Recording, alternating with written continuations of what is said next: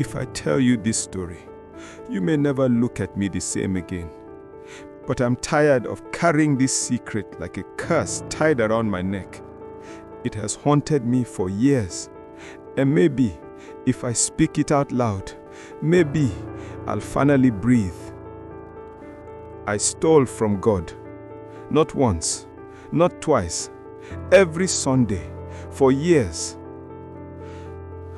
I stole the church offering money.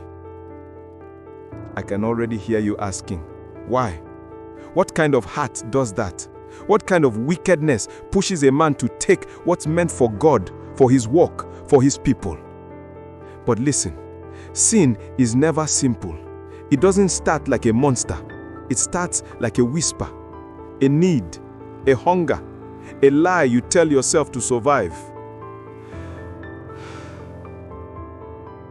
When I was 17, life dealt me a hand so bitter, I thought God himself had abandoned me. My father died suddenly, just one sickness that drained us dry. We buried him in a cheap coffin. Mama sat at the graveside, wailing. 6 children behind her with empty stomachs and tear-stained faces. After that, survival became war. Mama fried akara by the roadside. Her hands were burnt from hot oil. Some days she sold enough to buy rice. Some days, not even that. Nights were long. The hunger gnawed at us. Sometimes my siblings would sleep with tears running into their pillows. And me, the eldest son, I was supposed to be the hope. But I had nothing. It was in that darkness that I joined the church ushering department. Not because of holiness, not because I loved service, but because I noticed something. Every Sunday, hundreds of envelopes, hundreds of notes were dropped into that brown offering box. People gave cheerfully. Some gave out of guilt. Some gave because they truly loved God. They had no idea that for me, those notes didn't look like offering. They looked like survival. The first time I stole, my hands wouldn't stop shaking. I was carrying the box to the back room and my stomach was crying louder than the congregation's hymns. Mama had fainted the day before because she hadn't eaten. My siblings were hungry. I told myself, trust this once. God will understand. I opened the box, pulled out one crumpled 500 naira note and tucked it into my pocket. My heart was beating like a drum in my chest.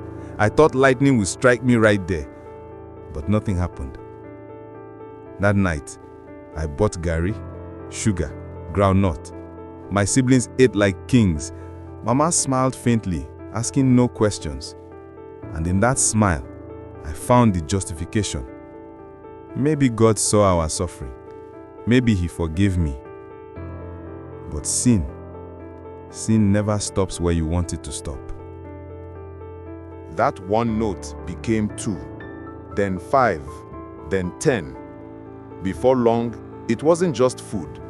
I was buying clothes, shoes, flashy things I thought made me important. By 21, I was living a double life. On Sundays, I was Brother Faithful, the trusted usher. Outside, I was the big boy, the one who always had money to spend. And the church, they trusted me so much, they never suspected a thing. The pastor would pat me on the back and say, "My son, God will reward your faithfulness." If only he knew. The guilt ate me alive. Every time the pastor preached about Judas, my chest would tighten. I would avoid his eyes. I would sing loudly during worship, but inside I was screaming. I hated myself, but the addiction had gripped me. Every Sunday, my body longed for that moment, the rustle of the notes, the feel of money in my hands.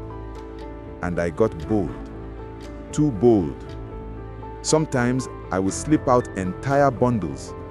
I would lie in the records. I learned how to count fast, how to balance the books so no one noticed. I became a professional thief in God's house. And the irony, people admired me. Mothers told their sons, "Be like him.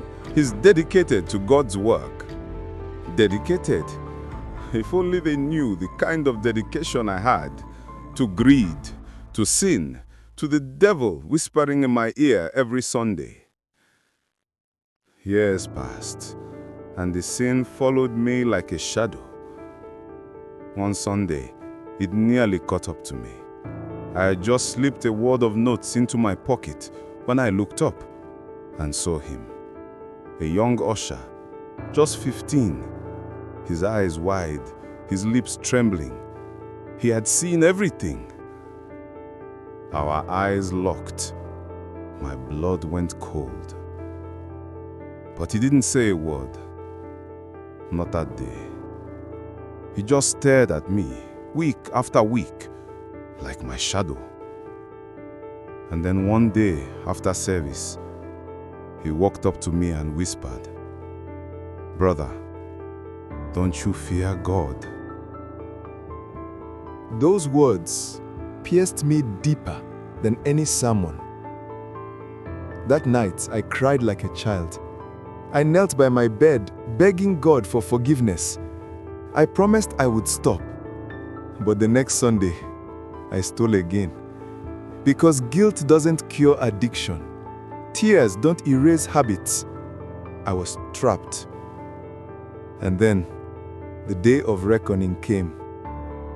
The pastor, the man who trusted me most, suddenly announced he was leaving the church. Said God had called him to another city. And just before he left, he did something that broke me completely. He handed me the mantle. He made me the pastor. Me, the thief, the Judas, the one who had been robbing God every Sunday. From usher to pastor. That was years ago. And today, I still stand on that pulpit. Every Sunday, I preach to men and women who have no idea of the dirt in my past. They call me Daddy G.O., man of God. They kneel before me asking for prayers. But every time I look at that offering basket, my chest tightens. I remember the rustle of stolen notes.